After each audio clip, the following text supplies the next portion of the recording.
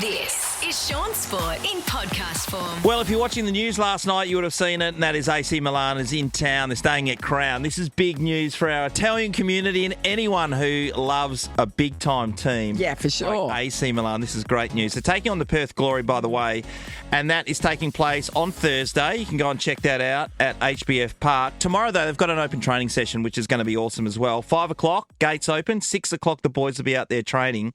We have a double to go and see AC Milan take on our Perth Glory on Thursday, as I said, 13:24:10 right now, and we'll give it to caller number 6. Lovely. But more importantly, Zeljko Kalac, former Socceroos champion, is joining us. He played for AC Milan as well. And Zeljko, we had you in last time. Good morning, first of all. Thank you very much. Good to be here again. And it's good to be important for another week. Yeah, I know, mate. A year goes past and I'm important for a week. Yeah, so it's I know. fantastic. How good for you. Yeah. It's like a seasonal little thing, isn't it? It is. It's great. It makes me feel alive. Well, you've got the full kit on. You are kitted I'm out sharper today. this year than I was last year. Look at you go. You've even got the shoes to match. Yeah, I got the dancers as well, mate. They looked after me. The bag arrived and I thought, nothing's going to fit me again. It's all Puma. It's fully fitted me out. It's fantastic. Oh, particularly because you're bloody, 6'7"? 6'7", yeah. Yeah. So normally the little fellas getting around playing midfield. Yeah.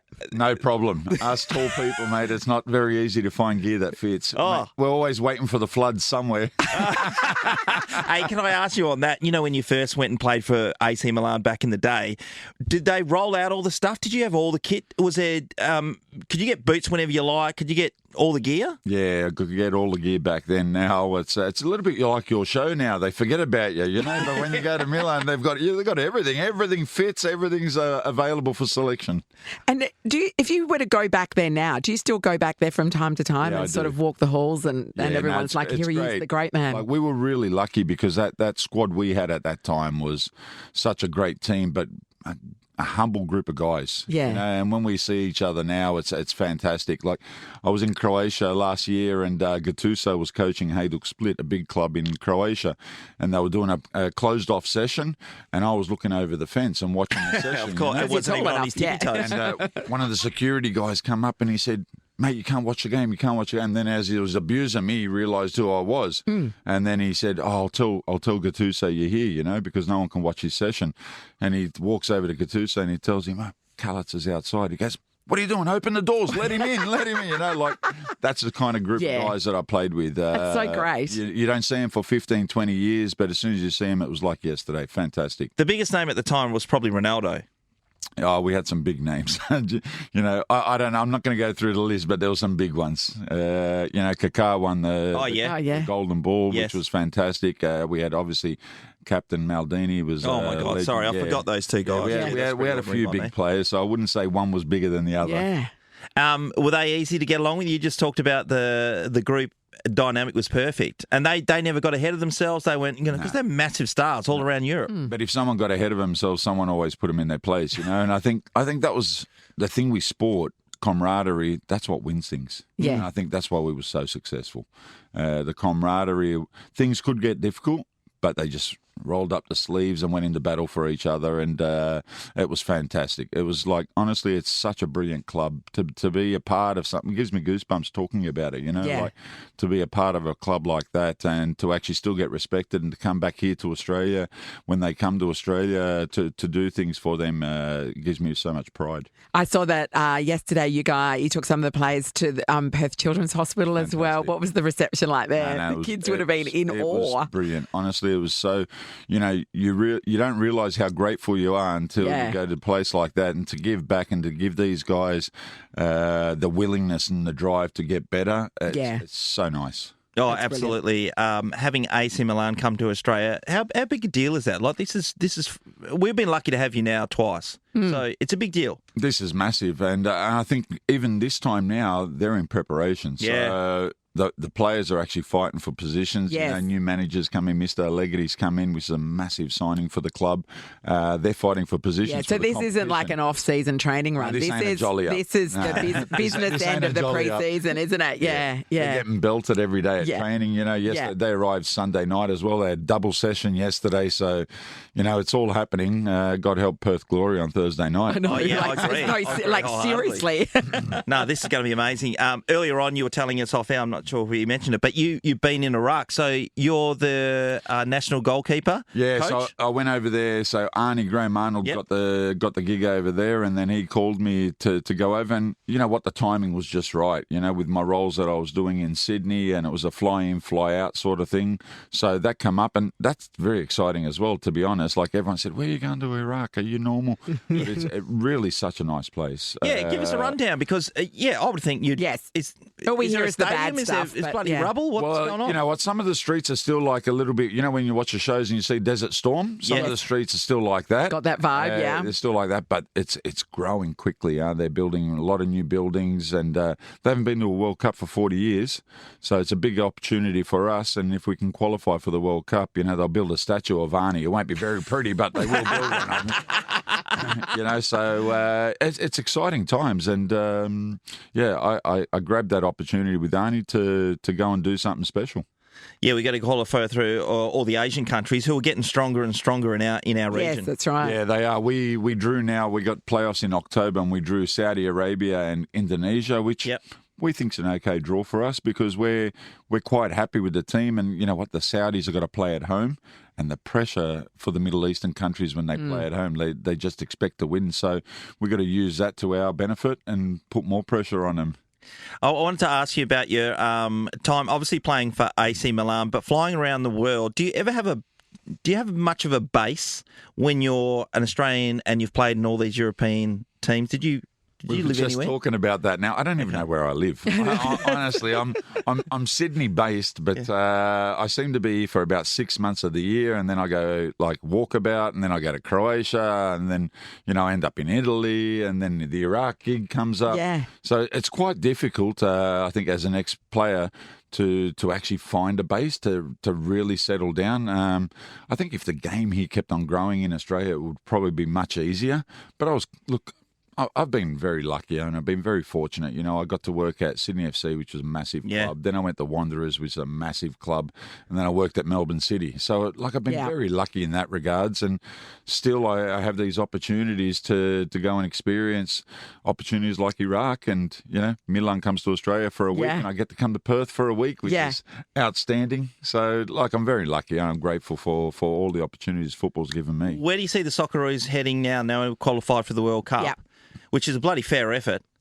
Well, I've got to be nice because my mate Popper's the coach. So Yes. I've obviously got to say, look, I think they've done a fantastic job to qualify direct. I honestly do. They've done a fantastic job, and knowing Popper, he'll be dotting all the I's and crossing all the T's and make sure they got all the right preparation for the World Cup now. And it's much easier to prepare for a World Cup. Do they have the manpower, do you think? They don't seem to have the big marquee names that we were used to from maybe, in your day.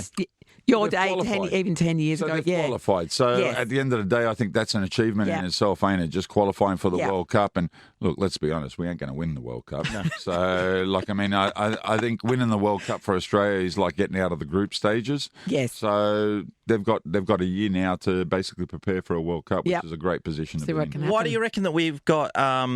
There's a gap with certainly scorers in particular. Anyone who play forward. Yeah, I think people are a bit harsh because when you've had Mark Viduka and Harry Kuehl leading the line and then everyone trying to put comparisons to these two, you can't compare quality like that to the young players that are coming through or the players that are playing that. You're not guaranteed of getting one every generation, are you? They were special players. That was a special team of group of players, a little bit like the AC Milan squad that I played with. There was a special group of players that played for the Socceroos back then, and these guys have just got to create their own history now.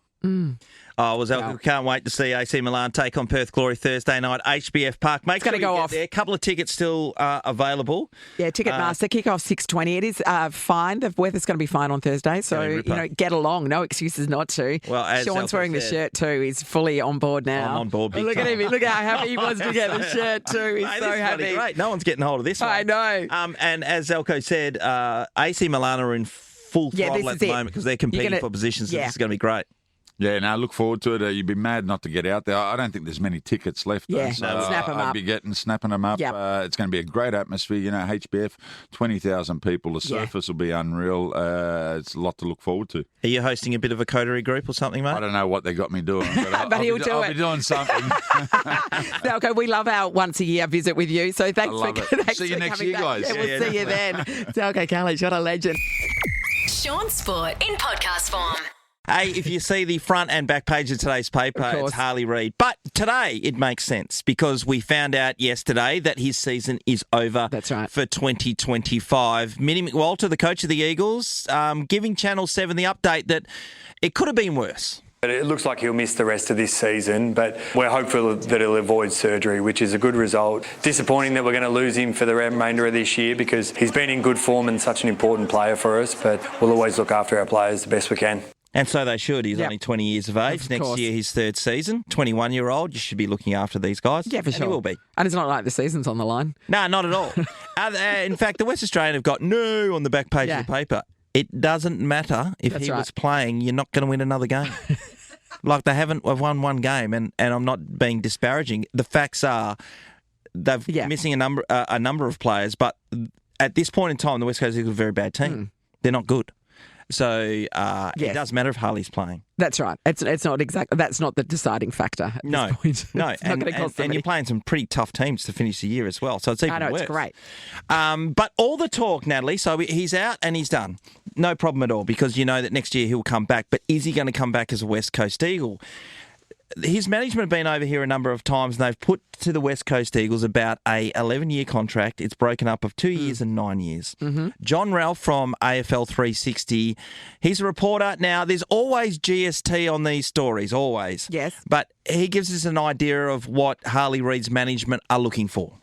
He will sign in a heartbeat if they accept his counter-offer, which is 2 years to 2027 and then a 9-year contract extension. So in all, about $24 million over 11 years. He will not sign a 2-year deal at West Coast. He would ask for a trade. I think his view is there is guaranteed money in Victoria, and if he only signed for 2 years, he'd be passing that up. It is a massive decision for West Coast. Back him in as a generational player or realise that he will ask for a trade at the end of the season.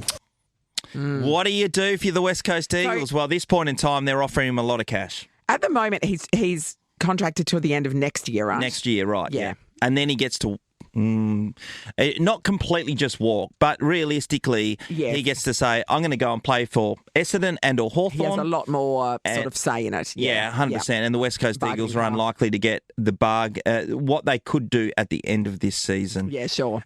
So the boys on the couch last night, it was really interesting because Jonathan Brown had a different take on it, but Nathan Buckley, as a former coach, he had this to say about whether he would go all in for Harley. Look, I personally don't think that is a decision that West Coast should make. If you're being held to ransom in some shape or form by this player for that amount of money, I think that means you're probably going to get 2 or 3 first rounders back. Maybe that depth is going to be better for you than a Harley Reid. The interesting thing about it, I think a lot of people go, that's an enormous amount of money, right? But in 5 years' time, the salary cap's looking to go up to like 37%. They've already worked it out. So your contract is indexed. Yes. It will keep him as the highest, or if not the highest paid West Coast Eagle at any particular time as he moves through the years. Yes. So it just moves, okay? As the salary cap goes another 10%, his wage goes up another 10%. So he'll always be at the top of the pops. But who's to say in 5 years' time he'll be the best West Coast Eagles player? Yeah, I know. This is the thing. It is a gamble, isn't it? Yeah. You need somebody you need a time machine to go forward in time and see if he's worth it or not. Yeah, most definitely. That's extreme. Yeah. And the other part is a lot of people talk about when you win a premiership as a team, right? So they say, you're full, your belly's full, and you're not as starving to get out there and rip, tear and bust. Sure. If you've signed a long-term contract, are you as cutthroat as you would be when you're coming out of contract any particular year to be the best you can be? Yeah. I mean, the example would be Buddy Franklin, I suppose, wouldn't it? Yeah. When he went to Sydney. So that was a 10-year deal, wasn't it? And at the time, everybody was like, why would you sign him for 10 years? But I think he probably delivered for them, at least in the first 5 No, or 6. he didn't. Yeah, no, yeah. I agree with that. I agree. Yeah. Not as extreme amount of money at the time. It was pretty big. Harley's, that's a lot of money for a person who, by the way, when Buddy Franklin went to Sydney, he'd already kicked 100 goals, won a premiership. Yes, the writing's on the board. The runs were on the board. That's true. And, I wonder whether somebody signing one of these contracts, they're just setting themselves up for unbelievable scrutiny. I mean, he's already under scrutiny here, but not so much as he's under the microscope, but he's not really being criticised for what he's delivering. Whereas if you're being paid that sort of money and you're not delivering, the pressure on you will be enormous. No, I agree with that point. He seems like a human. He seems like a unique human being who deals with the pressure Yes. and invites the pressure a lot of the times. The thing that if I'm paying that kind of money, apart from the player being extremely good, they have to have a certain standard. So you're going to have to, that person needs to be one of the big time leaders of your team, if not the captain going forward. He has to set the standards from a club perspective in all levels, community, as amongst the group. And I know he's super young. At this stage, he has not done that. But he can do that. No, that's he right. Can certainly do that. As he matures, that will certainly, you would think that would land on him a little bit But he's more. not Nick Dacos. No. Or Chris Judd. Or Chris Judd. Yeah. So we'll see how it all plays out. But the West Coast Eagles, in my opinion, I don't think they've got a choice. So they have to do it? Yes. Is that what you're saying? I 100% Because the flip side is you don't sign him and then he goes somewhere else and absolutely carves up and wins 3 Brownlows and you're like, oh, we let that walk away. So... I don't think they've got a choice. Oh, God. It's a lot of money.